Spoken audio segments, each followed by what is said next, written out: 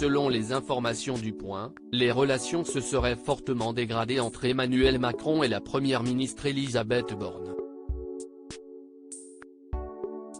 Le président aurait même poussé un gros coup de gueule au sujet de cette dernière. La réponse de la rue a été immédiate. Ce jeudi 23 mars, pour la première journée de mobilisation nationale depuis l'adoption de la réforme des retraites, la 9e depuis le début de la contestation, plus de 3,5 millions de Français ont manifesté selon la CGT, 1,089 millions selon le ministère de l'Intérieur. Des chiffres équivalents à la mobilisation record du 7 mars dernier, preuve que la colère ne désemplit pas.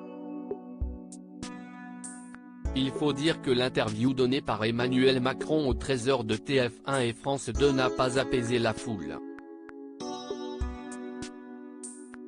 Selon un sondage LCI, seuls 8% des Français disent avoir été convaincus par l'intervention du chef de l'État.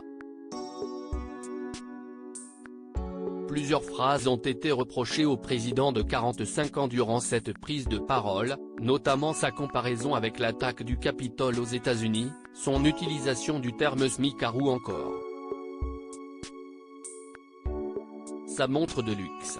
Une vidéo devenue virale l'a mis en évidence en train de la retirer discrètement alors qu'il évoquait les bénéficiaires du RSA. Un point sur lequel l'Élysée s'est expliqué en déclarant « Le président n'enlève pas sa montre par souci de la dissimuler, mais parce qu'il venait de la taper brutalement contre la table ». Le bruit est clairement audible quelques secondes avant. Emmanuel Macron a vidé son sac au cours de cet entretien. Emmanuel Macron a réaffirmé son souhait de mener sa réforme jusqu'au bout. Il a également apporté son soutien à la première ministre Elisabeth Borne, fortement fragilisée depuis l'utilisation de l'article 49.3, en déclarant qu'elle avait sa confiance totale pour conduire cette équipe gouvernementale. Pourtant, en coulisses, le mari de Brigitte Macron tiendrait un discours diamétralement opposé selon une enquête menée par Le Point. Le journal affirme en effet que les relations sont désormais dégradées entre le chef de l'État et sa première ministre. Emmanuel Macron n'aurait pas mâché ses mots au sujet de sa collaboratrice lors d'un épisode qui se serait déroulé en privé, devant sa garde rapprochée, entre le 49.3 et la motion de censure. Vous n'avez pas voulu de Catherine Vautrin, vous m'avez vendu Elisabeth Borne comme la perle rare, et voilà où on en est, se serait agacé Emmanuel Macron, enlisé dans une crise sans précédent.